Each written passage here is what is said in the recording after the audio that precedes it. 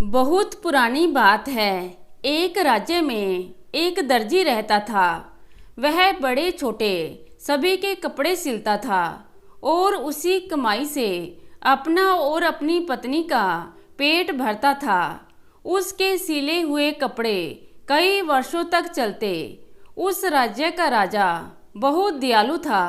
एक बार राजा ने उससे प्रसन्न होकर उसे महल में बुलाया।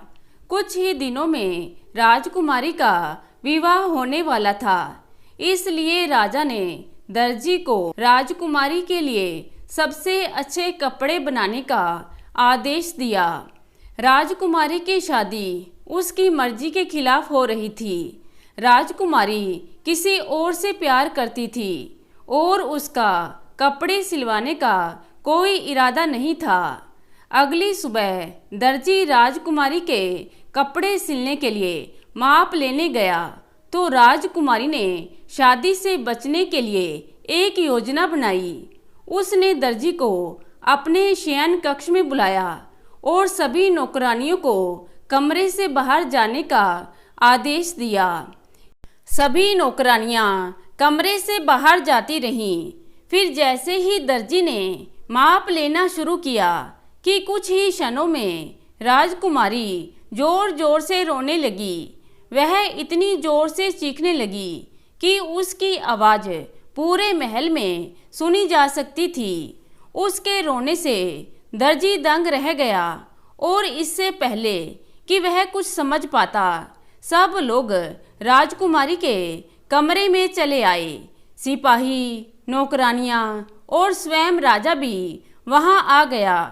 तब राजकुमारी ने दर्जी पर छेड़खानी का आरोप लगाया। दर्जी वहां खड़े खड़े काँप रहा था और उसने रोते हुए राजा से कहा कि उसने ऐसा कुछ भी नहीं किया है। लेकिन राजा ने दर्जी की बात नहीं मानी और दर्जी को कैद कर मौत की सजा सुना दी।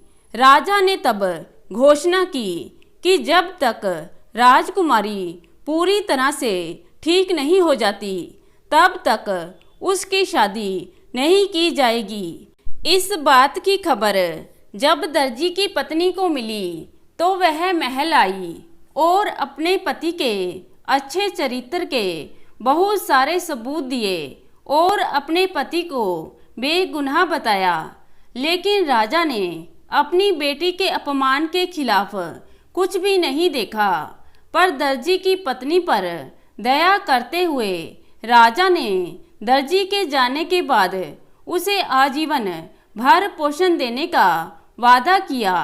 दर्जी की पत्नी ने राजा के प्रस्ताव को स्वीकार कर लिया और एक वादा मांगा तो राजा ने वादा किया कि वह दर्जी के जीवन के सिवा उसे कुछ भी देगा जो वह चाहती है। अब दर्जी की पत्नी ने कहा कि वह जो कुछ भी चाहती है वह अकेले में राजा से मांगेगी। उसे दरबार के लोगों पर भरोसा नहीं है। तब राजा ने उसकी बात मानी और अपने कक्ष में बात करने के लिए बुलाया। इतने में कुछ समय के बाद राजा के कक्ष में से जोर जोर से चीखने चिल्लाने की आवाज़ें आने लगी और सब लोग वहां इकट्ठा हो गए। राजा बहुत क्रोधित हुआ। तब दर्जी की पत्नी ने लोगों को बताया कि राजा ने उसके साथ दुर्व्यवहार किया है। वहां उपस्थित सब लोग राजा को नीची दृष्टि से देखने लगे। अब राजा को सारी बात समझ में आ गई। उसने तुरंत दर्जी को छोड़ देने का आदेश दिया और दर्जी के साथ साथ उसकी पत्नी के साथ अनजाने में हुई गलती के लिए माफ़ी मांगी। फिर दोनों सम्मान के साथ घर लौटे और फिर से खुशी खुशी अपना जीवन व्यतीत करने लगे। तो दोस्तों, कैसी लगी आज की कहानी? आशा करती हूँ कहानी को पसंद करेंगे। धन्यवाद।